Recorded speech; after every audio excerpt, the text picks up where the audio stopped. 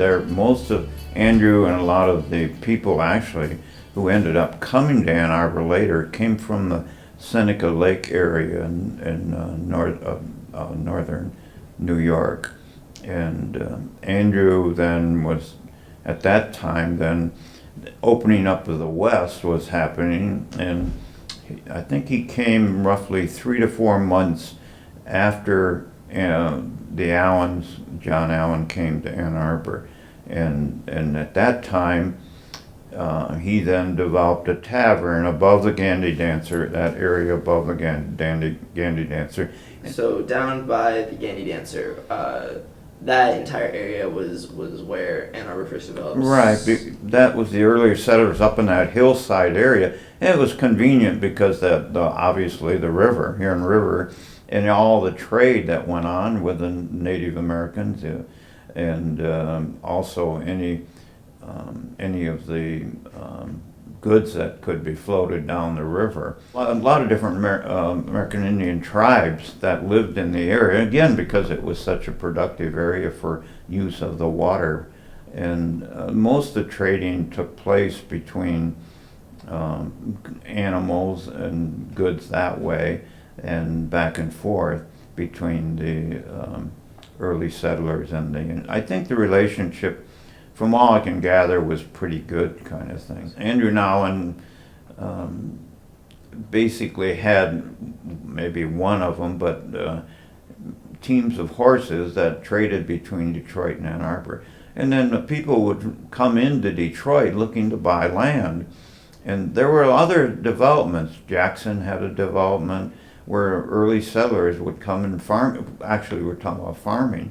And then Andrew Nowland at that time was one who had this tavern and also sold real estate out of the tavern. John was one of his son's son, and was the first white child born in Washtenaw County or Ann Arbor area. You mentioned your father fought in World War I first in the Army and then in the Navy. But he would join the Army right at the beginning, and we have a picture of him at the Gandy Dancer. And it's ironic that you could carry a gun and walk out there waiting for the train to take them.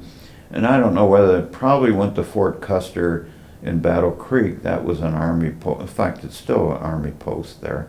I think it was more of a city, and the university was obviously important coming here. When I was a kid, there was always this concept between the townies and the university.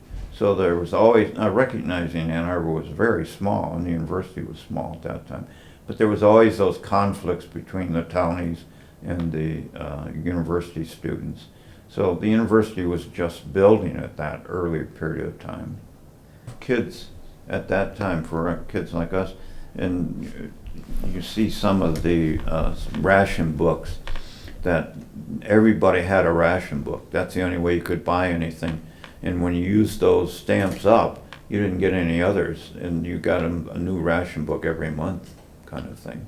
And so everybody was involved in the war effort. At that period of time, junior high, early high school, you get up in the morning, you'd be gone all day, doing some activity. Not always the most productive, but I remember one time there was a farmer because that area was also a farm area, and he had watermelons, and I remember, I'm not sure I was involved with it, but all of a sudden people were shooting the watermelons with their BB guns, and it got in the Ann Arbor paper that the Charleston Street vigilantes struck last night and ruined so-and-so's watermelon. Well, that was, God, get our names in the paper, that was a good deal, But it was, so we did a lot of fun things, not always productive ones. But the time when Clegg was going to be built in '72, I was a friend of Gene Henney's, who was a former administrator in the district, had gone back to teaching. We then applied for that principalship at Clegg, and it was a team approach. There was not one principal, there were 3 basic principals. We had no assistant principals. And we developed the program, the house program, where let's say there were 750 kids at opening up Clegg, we would divide that into 3 different houses, and each administrator had a house. So I was there from 72 to 92, 20 years. So that was a great time. I really loved middle school. Oh, I think Ann Arbor is a great place. I think that we both, my wife and myself, we love going downtown, like to go down to the restaurants, to be involved. I have some friends who are my age who don't even want to go downtown because it's not like it used to be. And that's true, but it's, I think, a very positive what's happened. I enjoy the way the town has built up. I don't see it as a negative thing. I think traffic can be a problem, but it's still, and parking, but it's still, I think, a vibrant community.